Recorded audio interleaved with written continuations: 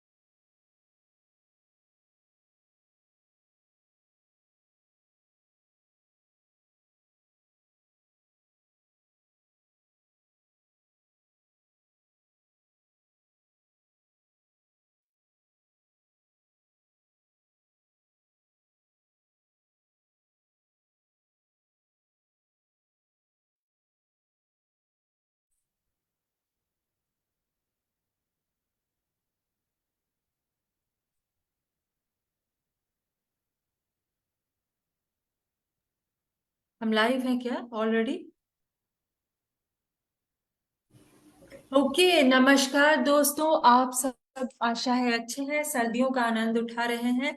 मैं माफी चाहती हूँ कि कार्यक्रम थोड़ी देर से शुरू हुआ और शायद शुरू पहले हुआ और मैं बाद में पहुंची हूँ।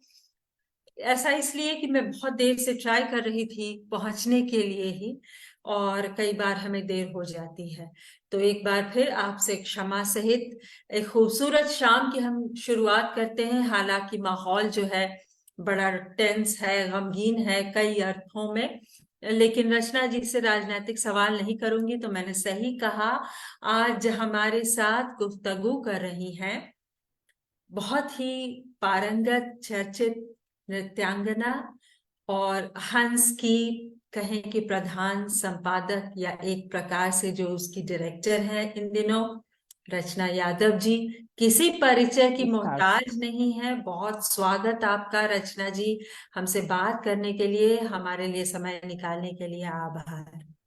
बहुत बहुत शुक्रिया कि आपने मुझे इस मंच पे आमंत्रित किया। और हाँ, काफी दिनों से हम लोग ये फिक्स करने की का प्रयास कर रहे थे, तो अच्छा है अभी हो गया। पहले तो मैं बता दूं, मैं हंस की प्रधान संपादिका नहीं हूँ। मैं हाँ, मैं प्रबंध निदेशक हूँ। संपादक संजय सहाय जी हैं। जी जी बिल्कुल, और संजय जी भी अच्छे कथाकार हैं। जी आप प्रबंध निदेशक हैं। ये टेक्निकल टर्म्स हैं, लेकिन एक प्रकार से हम जो लेखक हैं, हम एक पत्रिका को जब देखते हैं तो कई बार हम उसके पूरे मतलब मैनेजमेंट को संपादन इसका पर्यायवाची मानने लगते हैं, क्योंकि मुझे लगता है कि आपने हंस को एक बहुत नई किस्म की ऊर्जा दी है और हम सब के लिए बहुत अच्छा रहा है आपका हंस से जुड़ना। हम सब के लिए बहुत दुखद रहा राजेंद्र जी का जाना, लेकिन उसके बाद आपने बहुत खूबसूरती से हंस को और मुझे लगता है जीवंत बनाया है और ऊर्जा दी है।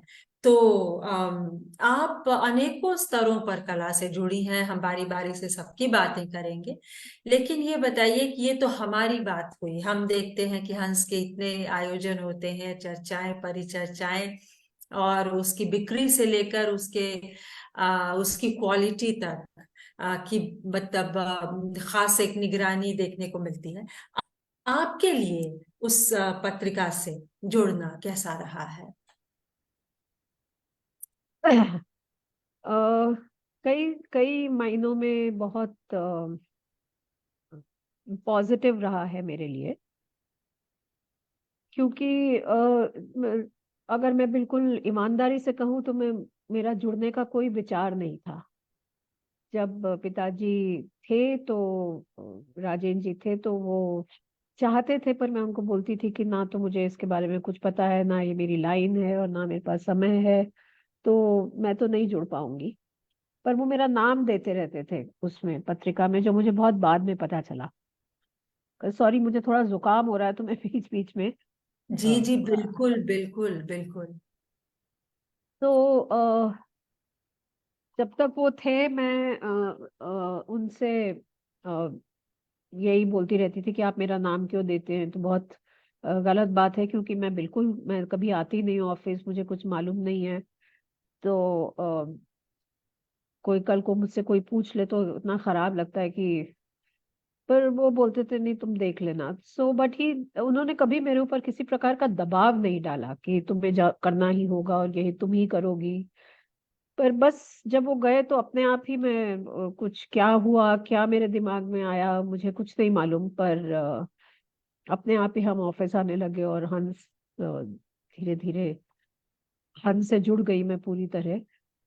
अ, जुड़ने के बाद मुझे एक तो जो मेरे साथ अ, सबसे पॉजिटिव चीज जो हुई कि मैंने कई अर्थों में राजेंद्र जी को हंस से जुड़ने के बाद समझा और पहचाना।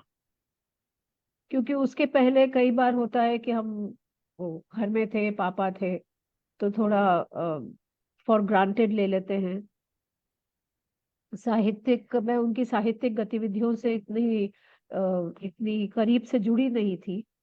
वो हंस जाते हैं, क्या करते हैं, बस मुझे इतना एक होता था कि एक पत्रिका हमारे घर में आ जाती है, वो मुझे एक पत्रिका भेजते थे, जो कि मतलब उस समय तो न्यूज प्रिंट और वो सब रहता था, तो वो पढ़ने में ही इतनी कठिन रहती थी कि शायद मैंने कभी कोई अंक ऐसे ध्यान से पढ़ा नहीं हो, कभी एक आध कहानी इधर उधर पढ़ ली हो, पर उसको देख के ही ऐसे लगता था कि बहुत, अरे ये तो बड़ा मुश्किल होगा पढ़ना।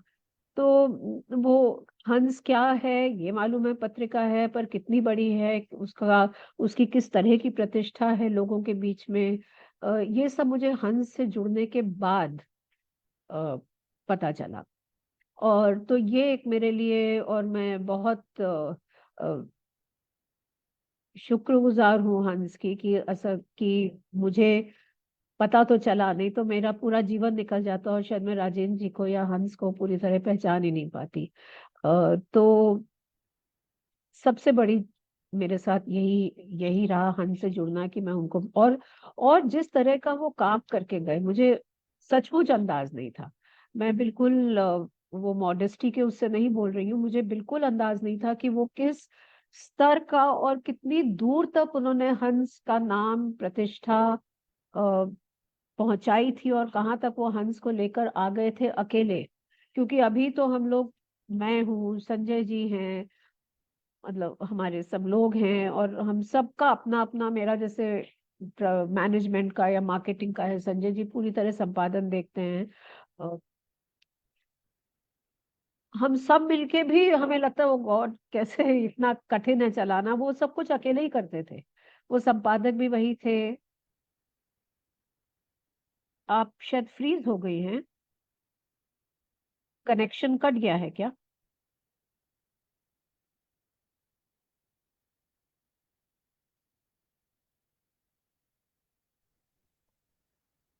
आप बीच में फ्रीज हो गई थी। हाँ हाँ, और मुझे ये दिखाई दे रहा था कि आप फ्रीज हो गई हैं, इंटरनेट की कुछ समस्या है लगातार। मैं माफी चाहती हूँ रचना जी। इसीलिए जो है ना, हम एक बार कभी मिलेंगे भी, मैं आपसे मिलना भी चाहती थी। जी लेकिन जी। फिलहाल आप बहुत जरूरी बात कह रही थी। आप कह रही थी कि मतलब आपको अंदाजा नहीं था नहीं, मुझे पत्रिका। बिल्कुल अंदाजा नहीं था, और कि उसकी प्रतिष्ठा कहाँ कहाँ तक है। और मैं ये कह रही थी कि हम लोग आज हंस में संपादन संजय जी पूरी तरह देखते हैं, मैं मार्केटिंग और पूरी व्यवस्था देखती हूँ। पर फिर भी हम लोगों के लिए मुझे लगता है कि जैसे हम सब मिलके भी कर रहे हैं, पर जिस तरह वो अकेले ही सब कुछ कर गए, वो अकेले संपादक भी थे, मार्केटिंग भी वही देखते थे, विज्ञापन भी वही कहीं, तो किस तरह से कर गए मुझे तो समझ ही नहीं आता है, मुझे बिल्कुल हाँ, समझ बहुत। नहीं आता है। और उसी में उन्होंने इतने इतने सारे संपादकीय लिखे, और संपादकीय लिखना, और एक एक एक पत्र का वो खुद जवाब देते थे, एक एक बिल्कुल। व्यक्ति से वो बहुत डिटेल में बात। तो इतना सब समय कब उनको मिलता था, वो कैसे करते थे? उम्र भी हो गई थी, बीमार भी रहते थे, फिर भी वही ऊर्जा थी। और आज जब मैं हंस के साथ जुड़ी हूँ, जैसे कहीं भी मैं जाती हूँ जहाँ थोड़ा एक हिंदी लिखने पढ़ने का माहौल है, तो जो कि अनफॉर्चुनेटली हमारे देश में बहुत कम जगह रह गया है जो हिंदी साहित्य से लोग जुड़े हों।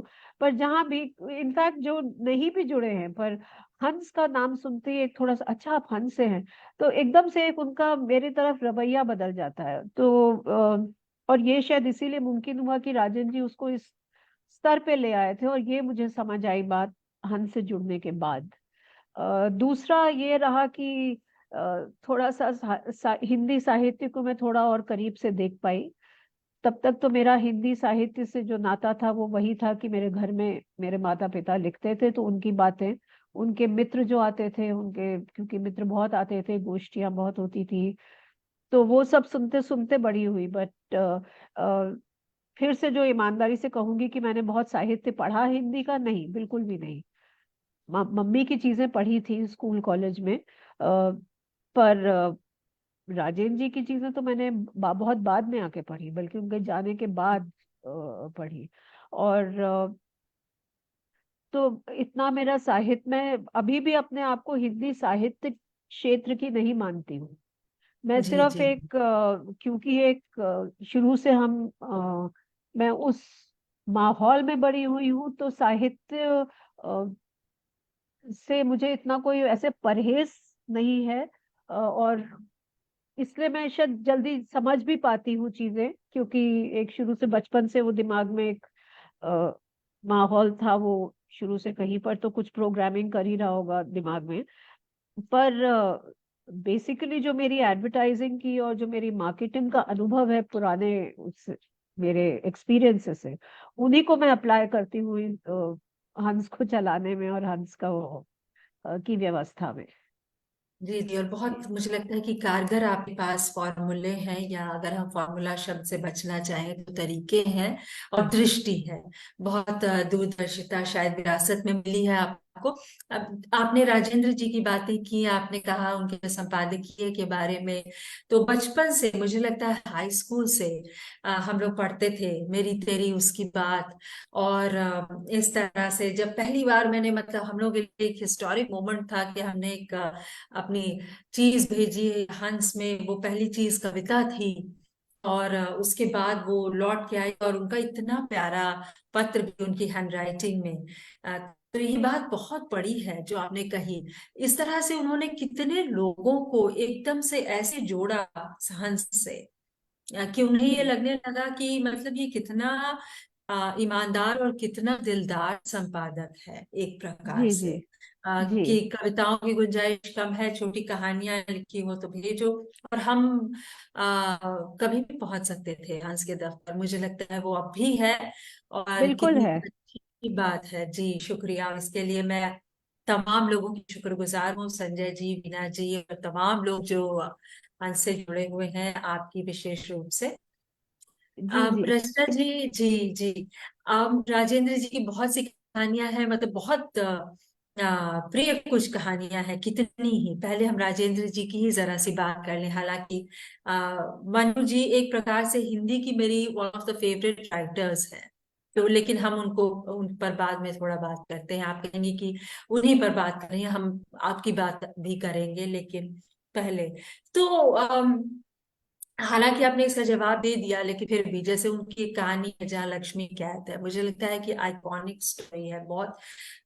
मील का पत्थर वाली, इस तरह से बहुत सी उनकी रचनाएं हैं। अम, ये बताइए कि आपको एक स्टार किड होने जैसा मुझे लगता है कि बचपन मिला होगा। हालांकि साहित्य में वो चीज होती नहीं, मतलब जो बॉलीवुड में होती है, लेकिन आपकी तो माँ की कहानियों पे फिल्में भी बनी है, हमने उसको बचपन में देखा, और हमारे लिए मतलब मनु भंडारी वो मतलब अभी भी मैं उनको बहुत हम लोग उनको बहुत ज्यादा पसंद करते हैं, उनकी कहानियां अभी भी मुझे लगता है कि मैं बहुतों के लिए ये बात कह रही हूँ। जी तो अम, आपने कहा कि आप पढ़ती नहीं थी, लेकिन फिर भी कुछ ऐसी स्मृतियां बचपन की राजेंद्र जी से जुड़ी हुई, मन्नू जी से जुड़ी हुई, जो आप साझा करना चाहें कि आपको पहली बार ऐसा महसूस हुआ कि एक लेखक आ, के घर की पैदाइश का क्या अर्थ है। जी पंखुड़ी जी, आपका विजुअल फिर फ्रीज हो गया। आपकी आवाज तो आ रही है, मुझे मालूम नहीं कि मेरी आवाज जा रही है आप तक या नहीं।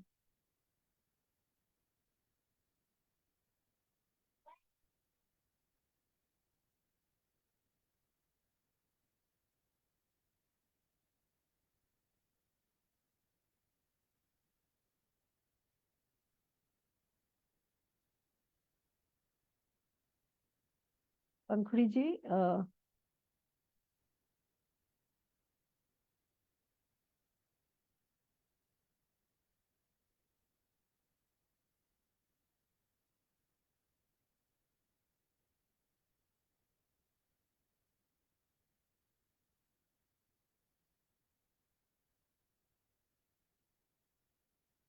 आप जी। फिर आपका विजुअल फ्रीज हो गया था। और अगर ऐसा हो तो रचना जी, आपसे गुजारिश ये है कि आप बोलती रहें। मैं वापस नहीं, आ मुझको जाऊंगी। समझ नहीं आ रहा था कि मेरी आवाज आ रही है आप तक या नहीं, क्योंकि आपने पिछली बार कहा था कि मैं भी गायब हो गई थी। हाँ, लेकिन मुझे लगता है कि आप बोलती रहें, वो बेस्ट है। तो हम मतलब आपने शायद सवाल जी, मेरा। आपने मुझसे सवाल पूछा था कि हाँ, वो स्टार किड वाला। नहीं, स्टार किड हम्म। वाली बात, जैसा आपने कहा कि हमारे देश में बॉलीवुड और क्रिकेट ही स्टार्स होते हैं, और अब शायद तो कुछ मीडिया वाले, तो बाकी तो सब हाँ, जैसे अब मेरा जो पूरा माहौल था वो था स्कूल, मेरी मित्र, मेरी सहेलियां। और स्कूल में थोड़ा, हम अंग्रेजी मीडियम स्कूल में थे, तो हिंदी साहित्य का इतना वो नहीं था। क्रेज नहीं था। हम्म। हाँ, क्रेज नहीं था, और ना ही जो मेरा मित्रों का जो सर्कल था उसमें अ, मुझे नहीं याद कि कोई ऐसा हो जिनके माता पिता बहुत पढ़ते हो, या बहुत एकाध होगी, बट अधिकतर नहीं। तो इसलिए शुरू से ही कभी ऐसा एहसास नहीं हुआ, ना मुझे, ना मुझे किसी आसपास कोई ऐसा एहसास दिलाया गया कि आपके माता पिता थोड़े विशिष्ट हैं या कुछ सेलिब्रिटीज हैं। ऐसा तो नहीं रहा बचपन में। हाँ, ये था कि दोनों लेखक हैं, तो पूरा एक जो हम लोगों के घर का एनवायरनमेंट था वो मुझे अपने और मित्रों से अलग लगता था। और ये तो मैंने कई बार कई जगह भी कहा है कि वो इनफैक्ट उसको मैं थोड़ा रिजेंट करती थी, क्योंकि मुझे समझ नहीं आता था। तो जैसे हमारे घर में बहुत सारे लोग, हर दूसरे तीसरे दिन लोग आते थे, और गोष्ठियां होती थी, और अधिकतर हमारे ड्राइंग रूम में सोफे, मतलब कुर्सियां और सोफे थे। पर ये लोग किसी कारण सब लोग जमीन, दरी पे बैठ के, नीचे बैठ के गोष्ठियां करते थे। मुझे बहुत कम याद है कि ऊपर बैठे हैं कुर्सियों पे। और मुझे लगता था क्यों, जब लगे हुए हैं सोफे, तो आप लोग सब नीचे बैठ के क्यों? मुझे समझ ही नहीं आता था। पर सारी गोष्ठियां, सब मित्र लोग नीचे ही कारपेट पे अपने कुशन ले लेके बैठ जाते थे, और इस तरह से, क्योंकि मैं दूसरों के घर में जाती थी तो सब लोग जैसे सोफे पे बैठे हैं प्रॉपरली, और तो मुझे लगता था ये लोग सब कैसे हैं। ए, तो एक तो ये होता था। दूसरा ये होता था कि हमारे घर में किताबें ही किताबें, सारे, हर कमरे में बस बुक शेल्फ ही बुक शेल्फ। और ये भी मुझे लगता था कि भाई हमारे घर में डेकोरेशन पीसेस क्यों नहीं है? दूसरों के घरों में तो कांच की अलमारियां होती हैं, उसमें रंग बिरंगी चीजें, डॉल्स और कट ग्लास और ये सब, जो बच्ची छोटी थी तो बहुत आकर्षित करते थे मुझे, मैं देखती। और हमारे घर में ऐसा कुछ भी नहीं था। हमारे घर में सिर्फ किताबें थी, मम्मी के कमरे में और पापा के कमरे में राइटिंग टेबल्स थी, जिसके ऊपर पापा का टाइपराइटर और पाइप और चश्मा, बस यही सब पड़ा रहता था। तो मुझे ये भी नहीं अच्छा लगता था। सबके पापा अपने 9 साढ़े 9 बजे टाई वाई पहन के गाड़ी में बैठ के ब्रीफकेस लेके ऑफिस चले जाते थे, मेरे पापा कहीं जाते ही नहीं थे। और फिर जाते थे तो वो 12 साढ़े 12 बजे तक जाते थे हंस कुर्ता पहन के। तो मुझे ये सब अ, नहीं अच्छा, मुझे लगता था कि हम लोग क्यों ऐसे हैं, हम क्यों नहीं दूसरों की तरह हो सकते। तो शुरू में तो ये रिजेंटमेंट रहा, पर धीरे धीरे जैसे मैं बड़ी हुई मुझे ये सब तो समझ आ गया कि ये लोग थोड़े अलग हैं, इनका प्रोफेशन अलग है। और थोड़ा थोड़ा जैसे जब सारा आकाश बनी या रजनीगंधा बनी तो थोड़ा थोड़ा, और विजय या महाभोज हुआ, तो ये सब चीजें जब होती थी, घर में लोग आते थे थोड़े, तो फिर मुझे लगता था कि हाँ हम लोग ये कुछ अलग तरह का काम करते हैं, मतलब थोड़ा नोन है। फिर जैसे आपका बंटी आया तो इतनी फैन मेल आती थी, इतनी फैन मेल।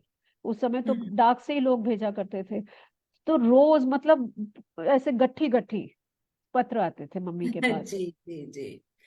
तो वो देख के लगता था हाँ। फिर मम्मी मुझे बताती थी कि हम लोग को जैसे कहीं उनको बाहर बुलाया गया, दिल्ली के बाहर बुलाया गया, तो वो जाते थे वो लोग, तो स्टेशन पे ही लोग जो उनको रिसीव करने आ रहे हैं। फिर बहुत सारे छोटे शहरों में हिंदी साहित्य का ज्यादा क्रेज ज्यादा था, लोग इनफैक्ट छोटे शहरों में काफी जानते थे और प्रतीक्षा करते थे जब उनको पता लगता था अच्छा ये लोग आ रहे हैं, तो वो सब स्टेशन पे पहुंच जाते थे माला वाला लेके। और फिर वो सब तस्वीरें वो वहां के लोकल अखबारों में आ जाती थी। फिर जब वो कटिंग्स आती थी घर में तो उनको मैं जब देखती थी तो मुझको लगता था हाँ कुछ है। क्योंकि दिल्ली में इतना इस तरह का उतावलापन या पागलपन मैंने नहीं देखा था जितना छोटे शहरों में था। जो तो मैं वो अखबारों के द्वारा या जो मम्मी बताती थी ये बताते थे तो पता चला। पहली बार शायद मुझे ऐसा कुछ कुछ आइडिया तो था, ऐसा नहीं है। पर ये भी मैंने कई जगह बोला है कि मैं जब स्कूल खत्म हुआ था मेरा और जी मैं कॉलेज में एडमिशन्स के लिए जा रही थी इधर उधर, तो उस जमाने में ये सब नहीं होता था कि वो माँ बाप लेकर जा रहे हैं बच्चों को सब जगह एडमिशन करा। हम खुद ही जाते थे अपने मार्कशीट्स पेपर्स वेपर्स लेकर कॉलेजेस में जा जाके फॉर्म भरते थे। तो मुझे याद है मैं आईपी कॉलेज जा रही थी, बस में थी, और मेरे पास मेरा वो था फोल्डर, प्लास्टिक का फोल्डर जो होता है जिसमें पेपर्स होते हैं, और वो जी ट्रांसपेरेंट उसका कवर था, तो उसके नीचे ही मेरा बायोडेटा था।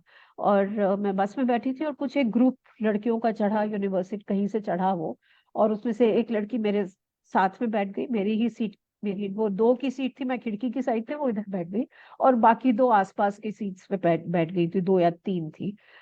तो ऊपर वो name, father's name, mother's name, ये सब लिखा रहता है, तो वो पढ़ा हुआ था। मैं ऐसे ही, तो शायद उस लड़की की नजर, उसने देखा होगा मेरे गोद में एक ऐसे फोल्डर है जिसमें मेरा बायोडाटा है, तो जब उसने देखा तो उस अचानक उसकी नजर पड़ी होगी। अब हो सकता है वो हिंदी साहित्य की छात्राएं होंगी या पढ़ती होंगी, जो भी कारण होगा, वो एकदम जी। से मुड़ के और वो खुसफुस ये, पता है ये राजेंद्र है, ये मन्नू भंडारी की बेटी है, ये मन्नू भंडारी, तो ऐसे।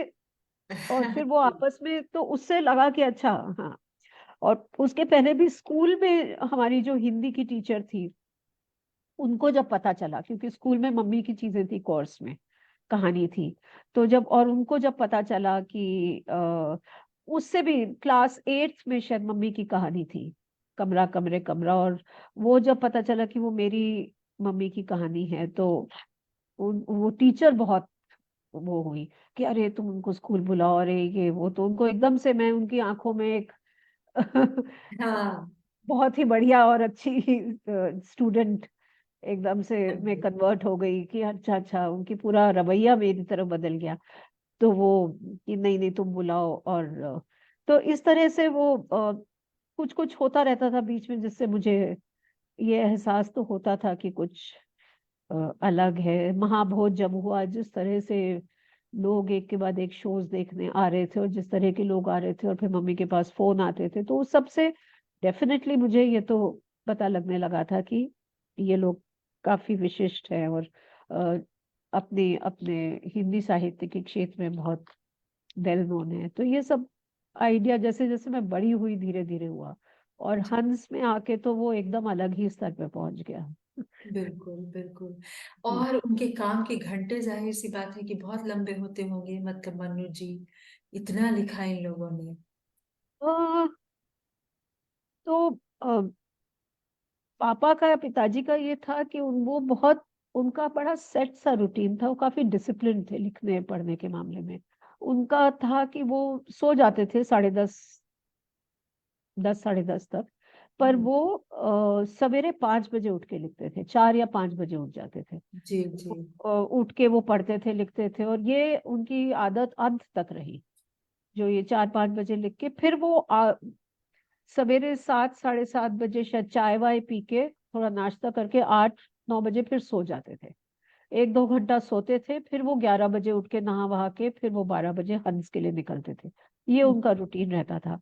और शाम को जब आते थे घर, तब सब चिट्ठियां देखना कि क्या चिट्ठियां आई, कोई पत्रिका है आई है तो वो पढ़ना, या कुछ देखना पढ़ना, या कोई लोग मिलने आते थे। उनका लिखने का समय अधिकतर सवेरे का रहता था, बहुत बहुत ही सवेरे। मम्मी का ये रहता था कि मम्मी तो सवेरे कॉलेज चली जाती थी, दोपहर को आके वो सोती थी, और उनके लिखने का समय शाम या रात का होता था। और जब जब वो जैसे कहानियां लिख रही हैं या कुछ ऐसे, पर जो उन्होंने दोनों उपन्यास लिखे वो निकल गई थी घर से। वो दिल्ली से, एक में तो वो मिरांडा हाउस के हॉस्टल में शिफ्ट हो गई थी एक अच्छा। महीने के लिए, आपका बंटी के लिए। और हम्म। महाभोज के लिए वो शिमला में यूनिवर्सिटी गेस्ट हाउस में जाके 1 महीना रही थी। उपन्यास के समय वो घर में नहीं रहती थी, क्योंकि कहानी वहानी तो लिख लेती थी, या और भी जो छोटी छोटी चीजें उनके लिखने पर। जो 2 बड़े उपन्यास लिखे, और तीसरा जब लिखा तब तो वो हौस खास में ही थी, तब तो वो अकेली ही थी, तो वही रह के लिखा। एक कहानी है भी। बहुत बढ़िया, बहुत बढ़िया। देखिए ये सब बातें हम नहीं जानते हैं मन्नू जी के बारे में कैसे। पर मम्मी का ये था कि वो काफी सब कुछ बैलेंस, क्योंकि वो घर भी चलाती थी, खाना खुद नहीं बनाती थी, हमारे पास शुरू से कोई ना कोई रहता था, पर क्या बनेगा क्या नहीं बनेगा, सब्जियां खुद लाती थी अधिकतर, घर का हम्म। सामान खुद खरीदने जाती थी। ये उनका मतलब, ये सब कुछ नहीं छोड़ती थी वो उसके जी ऊपर जी। क्या। और कई बार फिर किचन में जब लोग आते थे तो वो खुद सारा बनाती थी। आ, फिर मेरे साथ समय बिताना, मेरा होमवर्क कराना, जब तक मैं 6th या 7th में थी, तब तक उन्होंने, वो मुझे पढ़ाती थी रेगुलरली, होमवर्क भी कराती थी, उसके अलावा भी मेरे साथ समय बिताना, वो भी करना, कॉलेज भी करना, कॉलेज का भी काम, जो कॉपी चेक करना या जो भी होता था उनका प्रिपेयर करना अगले दिन के लिए, वो सब भी करना, अपना लिखना पढ़ना, वो सब कुछ बैलेंस करती थी। पापा के ऊपर तो कोई जिम्मेदारी घर की या मेरी ऐसे थी नहीं, वो सब मम्मी ने ले रखी थी। तो वो तो बस अपना, उनका अपना लिखना पढ़ना और अपने मित्र। जी जी, जनरली ऐसा होता है। अब ये बताइए कि इतने क्रिएटिव माहौल में रह के, और आपने कला का एक दूसरा माध्यम, आपने नृत्य की ओर कैसे जाना कि आप नृत्यांगना बनना चाहती हैं? कब नहीं जाना? जाना, नहीं जाना, बहुत लेट जाना। असल में जैसे सब पूछते हैं कि आपके दोनों माता पिता लिखते हैं तो आप भी लिखती होंगी, तो मैंने कहा नहीं, मैं नहीं लिखती, ना मैं लिखती हूँ ना मैं पढ़ती हूँ, तो मैं नहीं करती हूँ, वो मेरी लाइन नहीं। अब हो सकता है कि मैंने बचपन में इतनी किताबें देखी अपने आसपास कि मुझे, पढ़ती थी मैं, पर बेस्ट हम्म सेलर्स, हम्म। फास्ट रीडिंग वाली चीजें पढ़ती थी, सीरियस चीजें मैं बिल्कुल नहीं नहीं पढ़ती, बहुत कम पढ़ती थी। पढ़ती डेफिनेटली थी, स्कूल कॉलेज जी में तो हम लोगों का वही एंटरटेनमेंट होता था। उस समय तो ये नेट वेट नहीं था, तो हम लोग पढ़ते ही थे जी। कहानी की किताबें। पर मैं जब स्पाई थ्रिलर्स, मिस्ट्रीज, यही सब पढ़ती रहती थी मैं। अ, और फिर पर लिखना मैंने कभी नहीं अपनाया अपनी क्रिएटिव एक्सप्रेशन के लिए। तो मैं तो एकदम ही फिर एडवर्टाइजिंग में चली गई थी, क्योंकि मैंने पोस्ट ग्रेजुएशन मास मास कम्युनिकेशन और एडवर्टाइजिंग में किया था। तो वो करके मैं तो सीधा, मेरी लाइन ही अलग हो गई थी। और एडवर्टाइजिंग में भी क्लाइंट सर्विसिंग, जो कि मोर अधिक मार्केटिंग और ब्रांड मैनेजमेंट वाला जो हिस्सा होता है, उसमें भी मैंने कॉपी राइटिंग या क्रिएटिव हिस्सा नहीं था मेरा, वो नहीं था। जी। और कई साल तक वो किया, इंटीरियर डिजाइन का काम किया। पर हर बार मुझे लगता था कि मैंने शायद इतने प्रोफेशन इसलिए बदले क्योंकि मुझे क्रिएटिव एक्सप्रेशन नहीं मिल रहा था। अंदर कहीं पर कुछ क्रिएटिविटी थी, या उसको आप क्रिएटिविटी कहें या कुछ भी, एक था कि मुझे एक्सप्रेस करना है अपने आप को। वो नहीं हो पा रहा था। जब एडवर्टाइजिंग में थी तब क्लाइंट सर्विसिंग में होने के कारण हम लोग क्लाइंट्स को ही जो वो बोलते थे या अपने आइडियाज लगाओ, पर अंत में तो जो क्लाइंट चाहते थे वही होता था। तो वो उसी से मुझे काफी एक पॉइंट के बाद काफी फ्रस्ट्रेशन होने लगा था, और इसलिए मैंने वो छोड़ा। जी फिर मैंने इंटीरियर डिजाइन किया कई साल तक, क्योंकि वो एक हॉबी की तरह मैं करती रहती थी। ये गुण भी मुझे लगता है, टैलेंट मुझे मम्मी से मिला उनके, वो बहुत क्रिएटिव थी। घर कैसे रखना है, वो अपने समय से कहीं आगे जाके, हम लोगों का घर छोटा होता था पर उसको बहुत क्रिएटिवली उन्होंने सजाया था। उस समय मैं 60s की बात कर रही हूँ, जैसे पर्दे वो खुद जूट का कपड़ा लेकर आई कहीं से, जिससे उसको डाई करा के फिर उनको हैंड पेंट किया पर्दों को। तो वो ये सब बहुत करती थी। और तो उससे शायद मुझे इसका शौक, घर को अच्छा रखने का तो मैं एज अ हॉबी दोस्तों का, रिश्तेदारों के किसी का घर, मम्मी का करती थी। और फिर मुझे लगा कि मुझे कहीं से बाय चांस किसी ने एक प्रोफेशनली बोला कि आप, तुम ये क्यों नहीं करती हो, ये लोग, हमारा एक ये नया घर है। तो वो मैंने उसको एक थोड़ा प्रोफेशनल उस पे किया। तो उससे फिर मुझे और ऑर्डर्स आने लगे, तो मुझे लगा ये तो बहुत अच्छा है, ये मेरा, यहाँ मैं अपने आप को एक्सप्रेस कर पा रही हूँ, ये मेरी क्रिएटिविटी है, मैं किसी और का नहीं कर रही हूँ। तो शुरुआत तो ऐसे ही की थी, फिर वो धीरे धीरे जब बड़ा हुआ बिजनेस, फिर मेरा फैक्ट्री हो गया, लोग हो गए, फिर वही सब पैसे कलेक्ट करना ये वो। और हम लोग तो बिजनेस फैमिली से नहीं है, तो वो लोगों से पैसे कलेक्ट करना बहुत ही अजीब लगता था मुझको। तो पर एनीवे पर वो एक पॉइंट ऐसा आया कि मुझे यही लगने लगा कि मैं यही सब ज्यादा कर रही हूँ, लेबर संभाल रही हूँ, कलेक्शंस कर रही हूँ। और क्योंकि फिर जब अब इतना बड़ा एस्टेब्लिशमेंट हो गया था, उसको चलाना होता है, तो फिर कई जगह आप कॉम्प्रोमाइज करते हैं इन टर्म्स ऑफ कि मैंने कुछ डिजाइन्स दिए या किए, और वो कई क्लाइंट्स कि नहीं हमें तो ऐसे ही चाहिए। और फिर कई बार बहुत ही जो मुझे बिल्कुल पसंद नहीं थे, पर मुझे ऐसा काम करना पड़ा क्योंकि हम्म क्लाइंट चाहते थे कि वो घर तो उन्हीं का है। तो ये चीज फिर ये बढ़ने लगी कि क्योंकि क्लाइंट्स का ये होता था कि हमने आपको, we have paid you so you have to do the way we want. तो फिर मुझे लगता था, फिर आप, why have you hired an interior designer, then you do it. Right right anyway तो वो करते करते फिर उसका भी मुझे लगा कि नहीं, this is not. So I guess वो एक रेस्टलेसनेस और एक search for a channel which will let me express myself creatively, वो एक था जो मैं ढूंढ रही थी। और फिर this came along as I was not even prepared for it. बचपन में नाच सीखती थी, मम्मी को बहुत शौक था कि मैं कथक सीखूं। मम्मी को बहुत शौक था कि वो सीखे, वो सीख नहीं पाई थी, तो I guess she wanted to live her dream through me. Right उन्होंने एक गुरुजी भी रखे थे, पर मैं बहुत स्पोर्ट्स में थी उस समय, तो मेरा पूरा इंटरेस्ट स्पोर्ट्स में था। तो मैंने एक दो साल सीखा पर छोड़ दिया। पर स्कूल में हमारे कथक की क्लास होती थी, वो कंपलसरी थी, तो वो हमको करनी ही पड़ती थी। तो वो इसलिए कथक वाज नॉट अनफेमिलियर, मैं सीखा था, ठीक ठाक सीखा था भी था, एक दो दो तीन साल। फिर एक बार मैं अचानक I went to watch a recital by Aditi Mangaldas, जो मेरी गुरु भी हैं अब।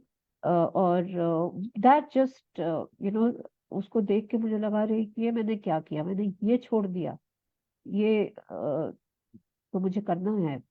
And that's when I decided that I want to at least start learning. उस समय भी ये नहीं था कि मैं लर्न करके एकदम परफॉर्म करने प्रोफेशनल लग डांस जाऊंगी, हाँ नहीं नहीं। But I definitely wanted to start the process of learning, तो वो मैंने शुरू किया।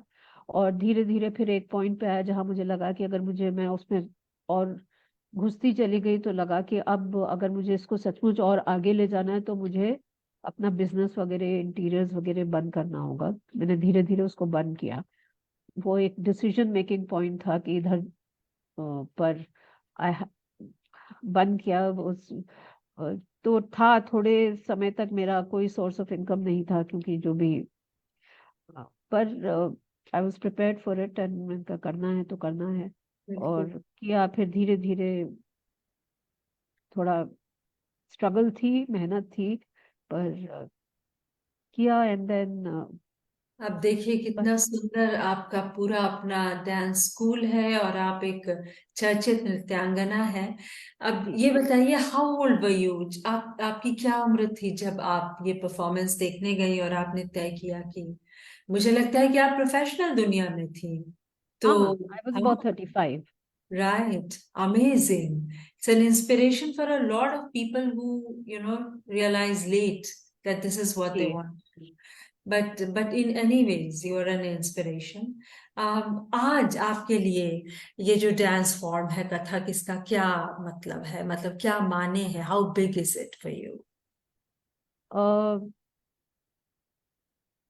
इट्स एक जब मैंने शुरू किया था for many years till I got into Hans, that was anything, I mean that was all that I was doing, और यही मेरे लिए सब कुछ था। हम्म।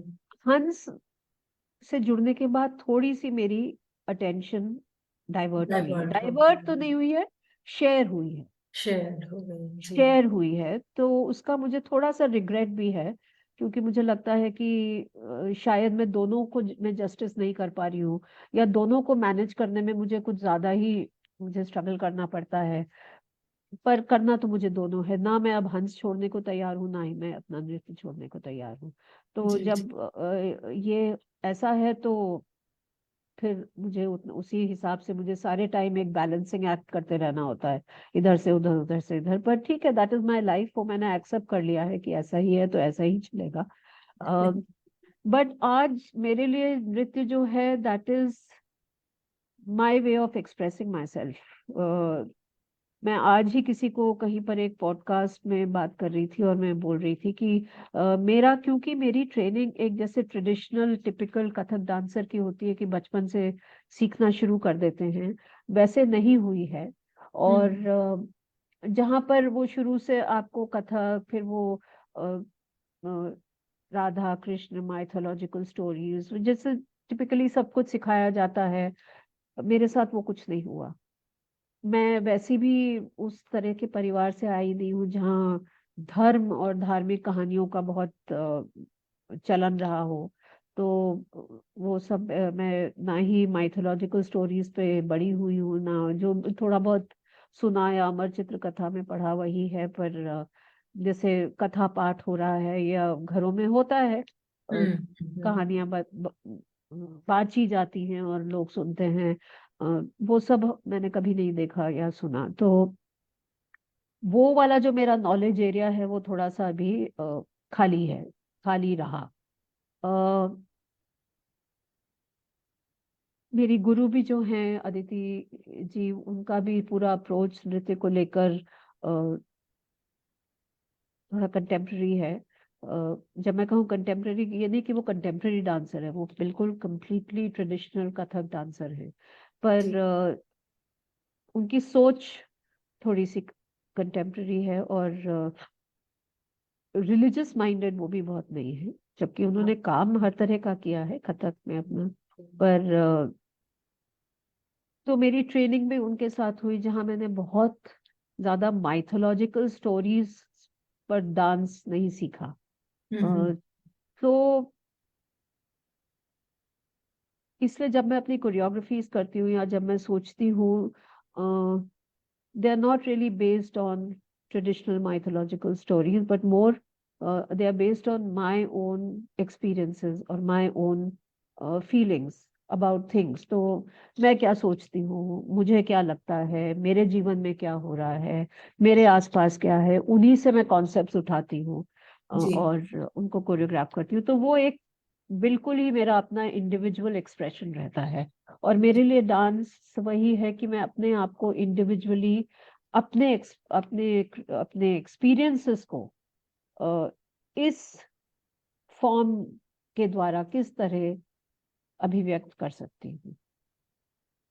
जी। बहुत ही सुंदर बात कही आपने कि जी आपकी जो कोरियोग्राफी होती है वो एकदम मौलिक होती है, थोड़ा सा भी आप वहां से नहीं लेती। यहाँ तक कि वो मतलब कहानियां भी नहीं लेती, उस पे कोई मुद्राएं अपनी बनाए वो दूसरी बात है, लेकिन चलिए बहुत बढ़िया।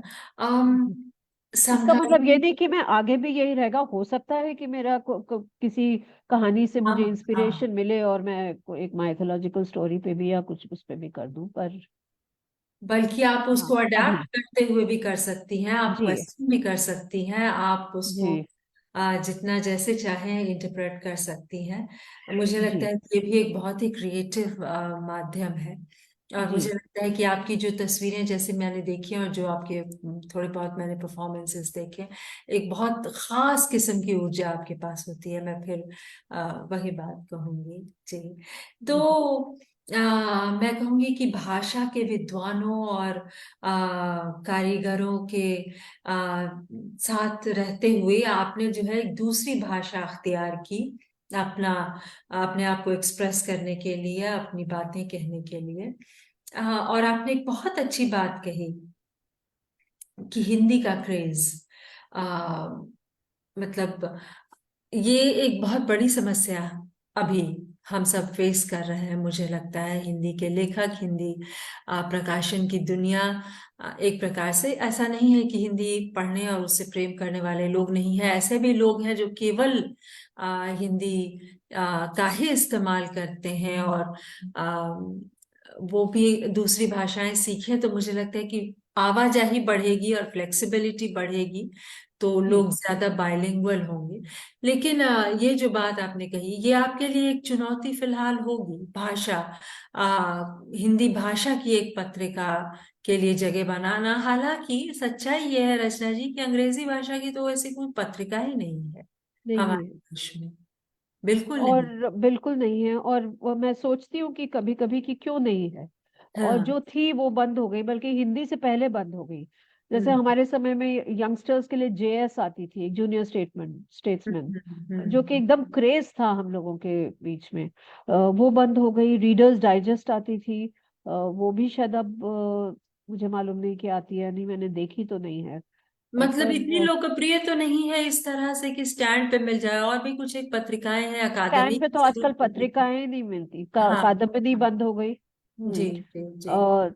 तो हिंदी की तो पत्रिकाएं फिर भी काफी चली, अंग्रेजी की तो बहुत पहले ही बंद हो गई। ये मुझे नहीं समझ आता कि क्यों। या तो ऐसा है कि उनका वैसे जेएस का तो साइज धर्मयुग जैसे ही था, पर हम्म न्यूज प्रिंट पे ही होती थी। रीडर्स डाइजेस्ट का हो सकता है प्रोडक्शन कॉस्ट ज्यादा रहता हो, मैं नहीं कह सकती। पर कैरवन अब डिजिटल ही हो गई है। कैरवान जो आती थी, आती है हम्म। अभी भी, पर अब अधिकतर डिजिटल आती है। तो नहीं, ये चैलेंज तो बहुत है कि पत्रिका चलाना, उसके ऊपर हिंदी की पत्रिका चलाना, उसके ऊपर भी नीश साहित्य। अगर साहित्य। मनोहर कहानियां या एक पॉपुलर, उसकी तो शायद थोड़ा सा चैलेंज कम रहता है, क्योंकि वो तो अभी भी बहुत चलती है, मैंने सुना है। जी। गृह शोभा, मनोहर कहानी, ये लोग, ये वाली तो अभी भी शायद थोड़ा बिकती हैं। या कोई फिल्मी मैगजीन होती तो फिर भी। पर दिखती है आजकल तो या फिल्में भी मैगजीन बंद हो गई हैं। और अ, राजनैतिक पत्रिकाएं चलती हैं। राजनैतिक पत्रिकाएं भी काफी कम हो गई हैं। काफी कम हो गई। हाँ, जैसे इंडिया टुडे या आउटलुक हैं, पर अब सारा डिजिटल, या उनके जो यूट्यूब वाले वो हैं, वो अधिक पॉपुलर हो रहे हैं। हाँ, तो टेलीविजन। ओवरऑल लोगों में एक तो पढ़ने की पेशेंस नहीं रह गई है, समय और ही नहीं रहा। समय नहीं रहा है। और हिंदी पढ़ना तो हाँ बहुत ही लिमिटेड उसमें, तो उसमें चैलेंज तो बस मुझको यही लगता है। जब से मैं हंस में जुड़ी हूँ, मैं देखती हूँ कि ऐसा नहीं है कि लोगों में टैलेंट नहीं है। लोग लिख रहे हैं, बहुत अच्छा लिख रहे हैं, हिंदी में लिख रहे हैं। पर अगर हम अधिकतर पत्रिकाएं बंद हो जाएं तो कैसे पहुंचेंगे ये लोग लोगों तक। हर बिल्कुल। कोई तो किताब, जब तक किताब फॉर्म में चीजें आती हैं, प्रकाशक लोग भी एक एक साल ले ही लेते हैं, 6 6 महीने तो ले ही लेते हैं एक किताब निकालने में। फिर वो किताब फॉर्म में आती है, फिर वो कई लोग अफोर्ड कर पाते हैं, कई नहीं कर पाते हैं। अगर छोटे शहरों में जाएं स्टूडेंट्स वगैरह, तो कैसे लोग कहाँ छपवाएंगे अपने आप को। तो मुझे लगता है कि जब सब पत्रिकाएं बंद हो गई, तो एक दो अगर किसी तरह हम लोग उनको एक प्लेटफॉर्म देते रहें, जहाँ लोग लिखें, अच्छे लोग लिखें और अच्छी चीजें प्रकाशित हों और लोगों तक पहुंचे, तो ये बहुत जरूरी है। क्योंकि बिल्कुल। नहीं तो हम राइटर्स कैसे बनाएंगे, हम आगे के पीढ़ी से लेखक कैसे बनाएंगे। बिल्कुल। तो और जी, भाषा की बात है। जी, जी। तो बहुत चुनौती है। अब पत्रिका चलाना तो हद से ज्यादा चुनौतीपूर्ण काम है। पर अब बस जितना कर सकते हैं कर रहे हैं, क्योंकि करना तो है। जी जी। तो ये पैशन है या ये बिजनेस है? अगर मैं एकदम से पॉइंट ब्लैंक पूछूं तो क्या मतलब आपके लिए ये एक इन्वेस्टमेंट हो जाता है, या आप इससे प्रॉफिट भी कभी कभी बना पाती हैं? प्रॉफिट तो आज तक नहीं बना। जी जी। प्रॉफिट क्या है इसमें, तो मैं इफ अगर शेयर मॉनेटरी टर्म्स में बात करें तो अधिकतर ऐसा समय आता है, कई बार आता है जिस जहां मुझे और संजय जी को ही उसको उसमें कई बार हम लोगों को लोन निवेश देना होता है। हाँ, तो प्रॉफिट तो बहुत दूर दूर तक प्रॉफिट हो, हंस को पता ही नहीं है कि वो हर महीने का खर्चा चल जाए वही बहुत है।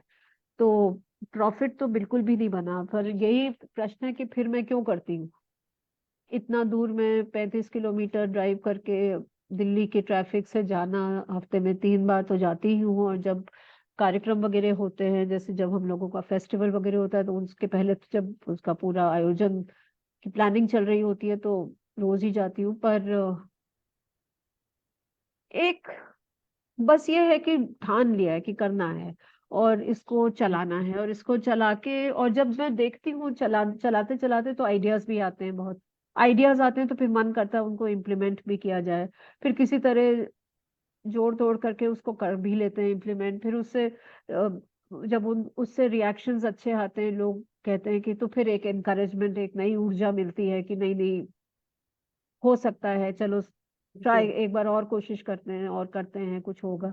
तो इसी तरह किसी ना किसी कुछ ना कुछ करके हम लोग अपना चलते रहते हैं। तो शायद संजय जी के लिए भी, और संजय जी के लिए तो ये है कि अ, उन राजेंद्र जी ने उनके ऊपर इतना फेथ रखा, और उनको क्योंकि वो एक व्यक्ति थे जिनको शायद पता भी नहीं था कि राजेंद्र जी उनका नाम लिख के गए हैं as a editor. As the editor, जबकि वो उनको, पर जितना मैं संजय जी को जानी हूँ, उनमें कुछ उस तरह की महत्वाकांक्षा कि बस मैं ही हंस का एडिटर बिल्कुल नहीं है।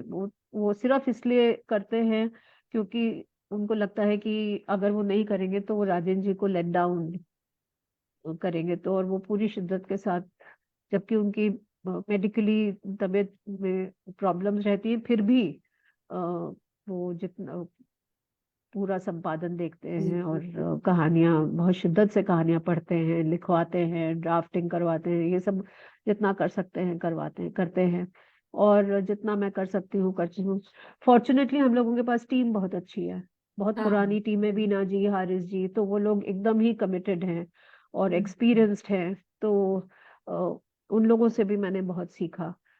और हाँ, बस यही है कि जितना मैक्सिमम, मतलब जिस दिन वो दिन आ जाएगा कि नहीं अब हम लोग बिल्कुल कुछ भी नहीं आगे चल ही नहीं सकते हैं, आई होप वो दिन कभी ना आए। पर जब तक है ठीक है, हम अगर अपने ही पैसे डाल के हम, मुझे उससे, क्योंकि मुझे यही लगता है कि अगर हम कुछ समाज को वापस देके जाएं तो उससे बेहतर क्या हो सकता है। क्योंकि मैं और दिनेश दोनों, हम लोग बहुत एक्स्ट्रावेगेंट लोग नहीं हैं कि हम लोग बहुत पैसा खर्च रहे हैं या महंगी शॉपिंग कर रहे हैं या महंगी महंगी वेकेशंस, ऐसा कुछ नहीं है। तो जो भी हम लोग थोड़ा बहुत कमाते हैं, या अ, अगर उसमें थोड़ा डाल के कुछ, जैसे हम लोग ने ये अवार्ड्स का किया, तो जिस तरह का, मैं जब अभी हमने 11 अवार्ड्स दिए थे, जी जी जी। हाँ, तो जब मैंने अवार्ड्स दिए हम लोगों ने, तो जिस तरह मैं उन लोगों को देख रही थी जिनको अवार्ड्स मिले, जो उनके चेहरे पे खुशी और अविश्वास की, तो उससे एक इतनी संतुष्टि मिलती है कि ठीक है, आपने किसी एक जने को या 5 जनों को प्रोत्साहित किया, शायद वो और अच्छा काम करे। तो हम लोग ये नहीं करेंगे तो फिर हमारे समाज में टैलेंट कैसे बचेगा। बढ़ेगी। हाँ, टैलेंट, समाज में बिल्कुल सही टैलेंटेड बात है, लोग हमारे हैं। लिए तो आज मंच पे। जी जी, बिल्कुल सही बात आप कह रही हैं। हाँ, जी। अगर एक सोसाइटी में अगर टैलेंट अच्छी है तो वो कितनी रिच होती है वो सोसाइटी। बिल्कुल और बिल्कुल। और हाँ, बहुत नोबल काम है, और बहुत बढ़िया, और मतलब I feel humbled that I'm being able to ask you these questions. मुझे बड़ा वो महसूस हो रहा है, क्या बताऊं मैं, एक अद्भुत सा क्षण महसूस हो रहा है कि हम ये बातें कर पा रहे हैं। हम लोगों के लिए, जैसा कि मैंने कहा, इसमें छपना और ये पुरस्कार और ये पूरा आयोजन, ये अपने आप में कितना बड़ा उत्सव है, जैसे ये सबसे बड़ा उत्सव हो एक प्रकार से। तो हम सब इसके लिए आपके आभारी हैं। लेकिन अभी मेरे सवाल हैं, और हम नृत्य की दुनिया के बारे में ज्यादा बात भी नहीं कर पाए। बातें इधर से निकलती हैं, उधर चली जाती हैं। मैं भी इधर उधर पूरा घूम रही हूँ। मैं चाहती हूँ आप थोड़ा समकालीन नृत्य वाले परिवेश के बारे में कुछ कहें। वो दुनिया कैसी है, वो दुनिया जो हमारे लिए अपरिचित है, नई है, लेकिन हम सब उससे फैसिनेटेड होते हैं।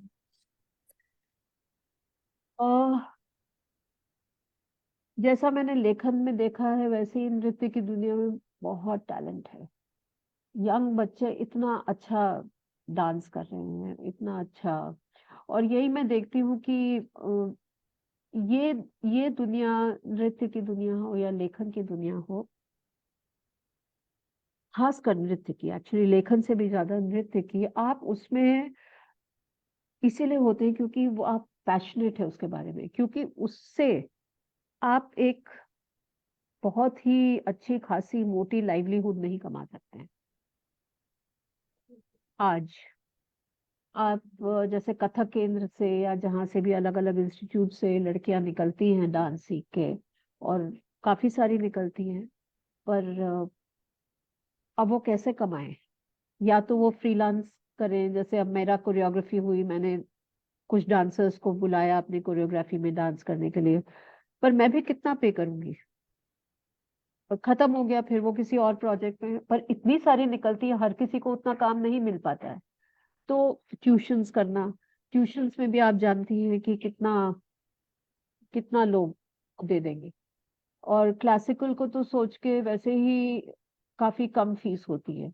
आप बॉलीवुड सिखाएंगे, आप कंटेम्प्रेरी सिखाएंगे तो you can charge more, but classical के लिए अच्छा इतना, वो एक पता नहीं क्यों एक वो बना हुआ है कि क्लासिकल डांस,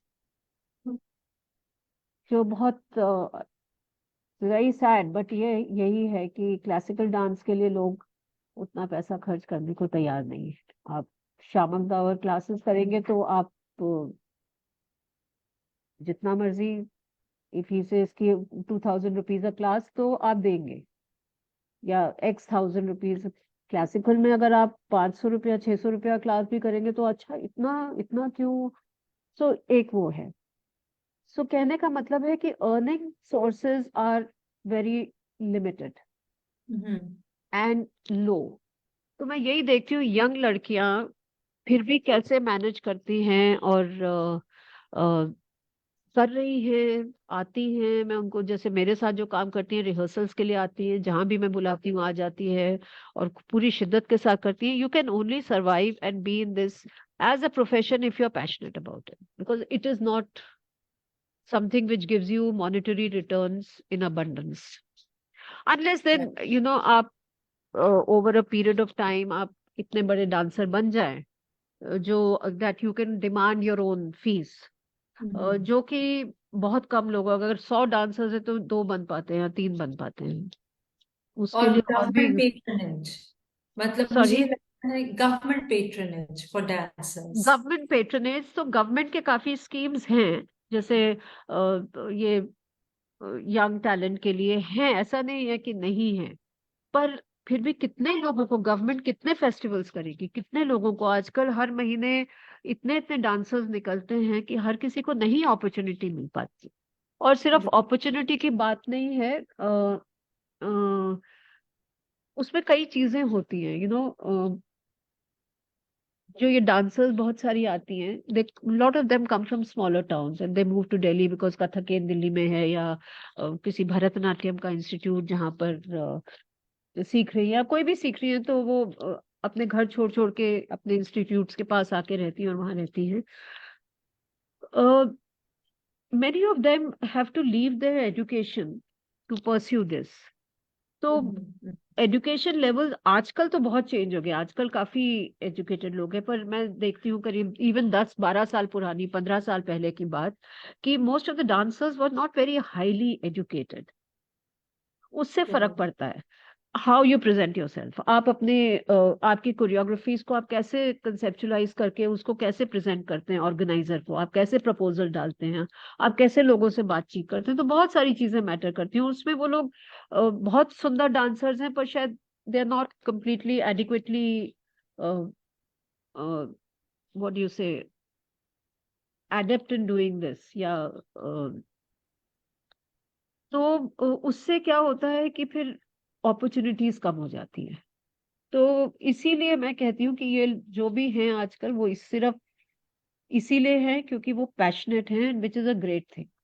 राइट। बहुत, हाँ, लेखन में ये है कि आप कोई भी नौकरी कर सकते हैं और आप लिख सकते हैं, you can do a good paying corporate job, और आप अपने समय में लिखिए आपको जब वो लिखना है। पर डांस में अगर आप जॉब करने लगे तो आपका डांस खत्म हो जाएगा। बल्कि जो लड़कियां बहुत स्कूलों लंबे में, रियाज। जी।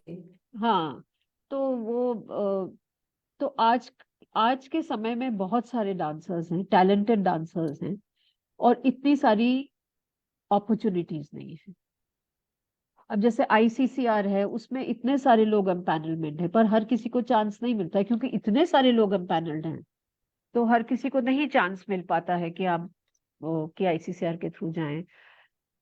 सो इस तरह की दिक्कतें तो हैं कि फेस्टिवल्स उतने नहीं हैं, डांसर्स, उससे क्या होता है कि कुछ छोटी मोटी भी अपॉर्चुनिटी मिलती है, एकदम dancer grabs it even if it is free of cost. So a lot of dancers are dancing and presenting, performing free of cost, जो कि मुझे लगता है कि गलत है, क्योंकि आप फिर एक फिर कल्चर बन जाता है कि अरे अच्छा डांस शो तो फ्री होगा। ये क्यों फ्री होगा? उस लड़की ने या उस बच्चे ने मेहनत की है, सालों साल मेहनत की है। तो वो एक बन गया है जो कि थोड़ा सा बहुत, अब इसलिए अब हम लोग कुछ लोग कॉन्शियसली इसको कर रहे हैं कि हम लोग टिकटेड शोज करेंगे, हम फ्री नहीं करेंगे, बिल्कुल। क्योंकि चाहे हम 10 रुपए का टिकट रखें और 100 रुपए का रखें, पर हम टिकटेड शोज करेंगे। तो ये एक हम लोग ने शुरू कर किया है कल्चर, कुछ लोगों ने सब, और कोशिश यही है। पर यही है सिचुएशन कि डांस कल्चर इज हम लोगों के, देखिए ये एक विशेष एक साइकिल होती है। आप कितना प्रमोट करते हैं कल्चर को अपनी सोसाइटी में, गवर्नमेंट अपनी तरफ से करती है, उनके स्कीम्स होते हैं, प्रोग्राम्स होते हैं, जो भी होते हैं, पर मीडिया कितना कवर करता है? आपने कहीं देखा मीडिया में डांसर्स के प्रोफाइल्स आ रहे हैं अखबार में, या कोई डांस परफॉर्मेंस है उसका कि क्रिटिकल एनालिसिस आ रहा है? पहले बहुत होता था, अब नहीं होता है। तो जब अब आप एक वो देखेंगे क्या, संडे मैगजीन में वो जो क्या होती है, कलर मैगजीन, हर 2 पेज का, पेज 3 टाइप की, जिसको हम लोग पेज 3, उसमें it's all about Bollywood and fashion industry. Exactly right. उसमें कहाँ कहीं पर किसी कोई ये परफॉर्मेंस हुई उसके वो आ गया या होने वाली है, उसमें कहाँ उनको वो दिया जाता है? तो जब मीडिया में ही आप एक्सपोज नहीं करेंगे तो यंगर जनरेशन कैसे समझेगी कि डांस परफॉर्मेंस भी एक चीज है जो उनको रिकग्निशन दे सकती है, या क्यों देखने जाएंगी प्रोग्राम उनके? तो डांसर्स को या इस पूरे कल्चर को, क्लासिकल कल्चर को इतना प्रमोट नहीं किया जाता, और सिर्फ वो जो टॉप पे हैं, जो एकदम टॉप पे पहुंच चुके हैं, जाकिर हुसैन जी या हरिप्रसाद चौरसिया जी, या जो लोग एकदम टॉप पे, ऑफकोर्स उनको तो सब जानते हैं, और वो उनका तो वो होते हैं, तो फिर तो अखबार में भी आता है, सब होता है। पर आप यंगर लोगों को कैसे प्रमोट करेंगे? सीधा तो कोई पैदा होते ही जाकिर हुसैन नहीं बन जाएगा ना, तो या बिरजू महाराज जी नहीं बन जाएगा ना, तो वो उनको भी तो प्रमोट करने के आपके पास मीडिया, तो वो सब है आजकल। तो again dance itself again is a very challenging field. अगर आपको उसमें सरवाइव करना है तो लोग अधिकतर बस ट्यूशंस करके ही, सिखा के और ऐसे ही कर पाते हैं, या स्कूल में डांस डिपार्टमेंट में जॉब करके। तो आसान तो वो भी बहुत नहीं है। दिलचस्प है। हाँ, ये मैंने नहीं सोचा था कि डांस की दुनिया में भी वो संघर्ष होगा। मुझे लगता है कि लेखन में हाँ, ही बहुत संघर्ष संघर्ष है, नहीं नहीं बहुत संघर्ष है, लेकिन बल्कि जी। बहुत संघर्ष है। और एक सवाल जो समानांतर दोनों में बनता है वो ये है कि लोकप्रियता और वही जो आलोचनात्मक परिपक्वता है, जो क्रिटिकल अप्रेजल है, उसके बीच संतुलन बनाने वाली बात। तो उस बारे में आप कुछ कहेंगी? मतलब नृत्य की दुनिया में भी कुछ आप साहित्य की दुनिया में उस बारे में कहना चाहेंगे?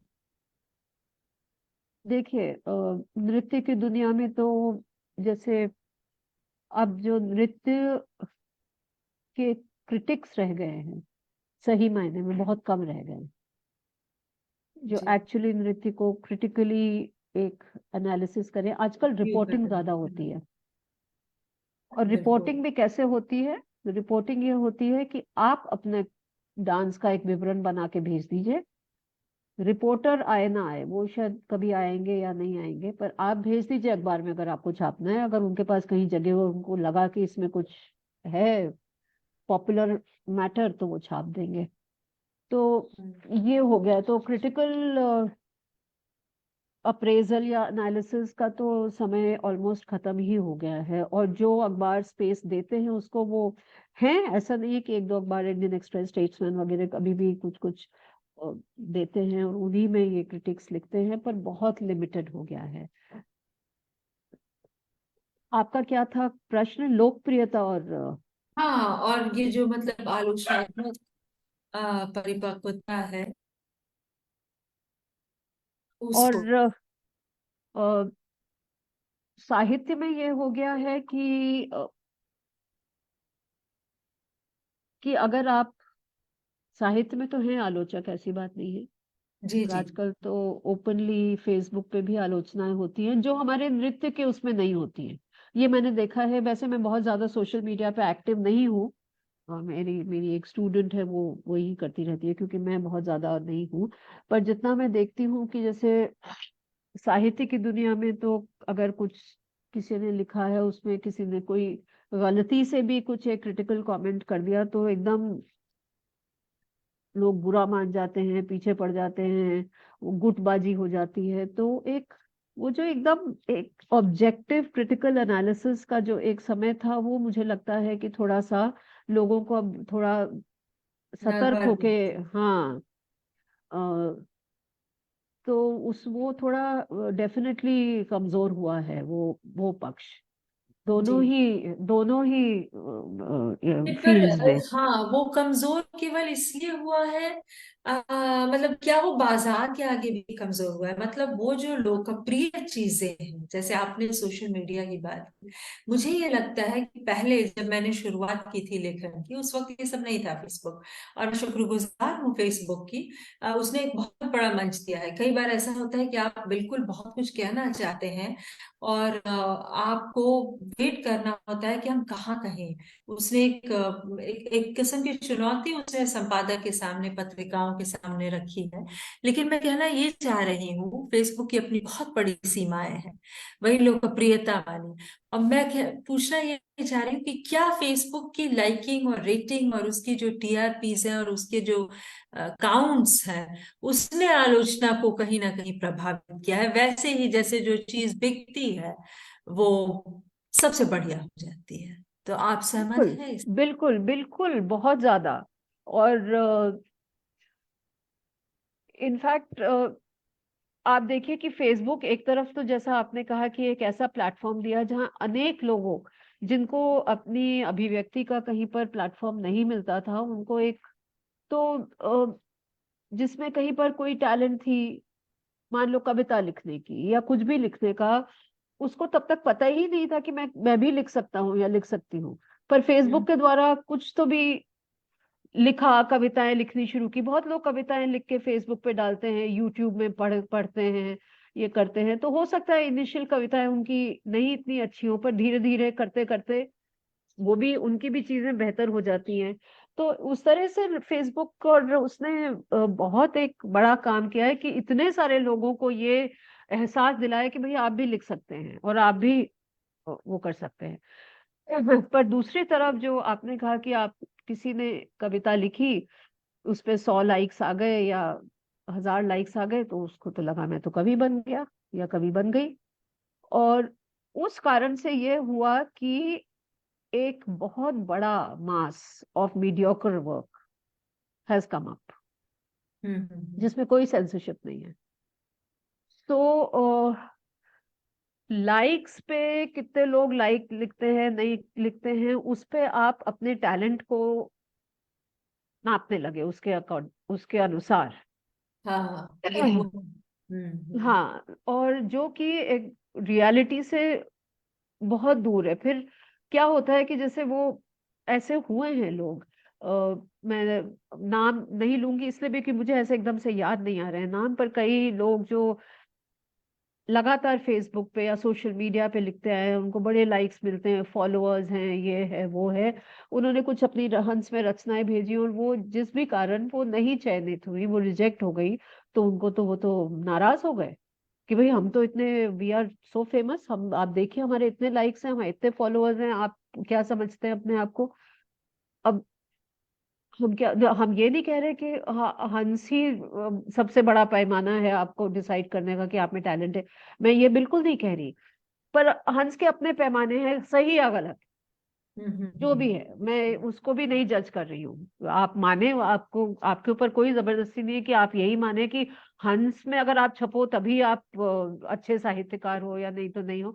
पर उनके, उसके अपने पैमाने हैं, और उन पैमानों के अनुसार अ, अ, हमारे अनुसार, हंस के अनुसार वो चीज बहुत मीडियोकर है। तो उससे क्या हुआ है कि एक बहुत बड़ा तबका एकदम से मीडियोक्रिटी का जो उभरा है। अब जैसे कोई भी हंस में, कथा देश में, बाकी में कहीं भी कोई कहानी आती है, वो पहले पढ़ी जाती है, फिर वो स्क्रीनिंग होती है, या लगता है कि अगर उसमें कुछ दम है, अ, अगर उसमें कुछ दम है तो पर कहीं पर कुछ गड़बड़ हो रही है, तो जैसे संजय जी या राजेंद्र जी, वो बार बार लेखक से बातचीत करके, सुझाव दे के, ड्राफ्ट लिखवा के, बार बार ड्राफ्ट लिखवा के, एक बार दो बार उसमें करेक्शंस करके फिर वो छपती है। तो जी वो सब तो पॉसिबल नहीं है फेसबुक में, वो तो आपने तुरंत, आपने जो लिखा आपने पहली बार भी पब्लिक कर दिया। तो इसलिए फिर वो एक, मुझे लग रहा है कि एक बहुत बड़ा तबका, और फिर वो लोग इतने सेंसिटिव हो जाते हैं कि अगर आप उनकी चीज को क्रिटिकली एनालाइज भी करें तो उसमें फिर वो, they are not ready to listen. तो बिल्कुल आजकल ये भी बहुत है कि लोग अपनी किसी भी प्रकार की आलोचना को पचा नहीं पाते हैं। बिल्कुल तो बिल्कुल। इससे ये, वो पूरा एक आलोचक भी थोड़े से वो, तो मैं उत्साहित। घुट, जी हम्म, जी, बहुत बढ़िया बात कही आपने, और बहुत जरूरी ये बात, इस पर हम बहुत लंबी बातें कर सकते हैं, जी लेकिन मुझे लगता है कि समय की सीमा है, हमारा भी वक्त जी, खत्म हो रहा है, और हम इस बात को आगे कभी और फिर करेंगे। जरूर। और बहुत सी बातें रह गई, लेकिन फिलहाल हमारे लिए इतना वक्त निकालने के लिए बहुत बहुत शुक्रिया रचना जी।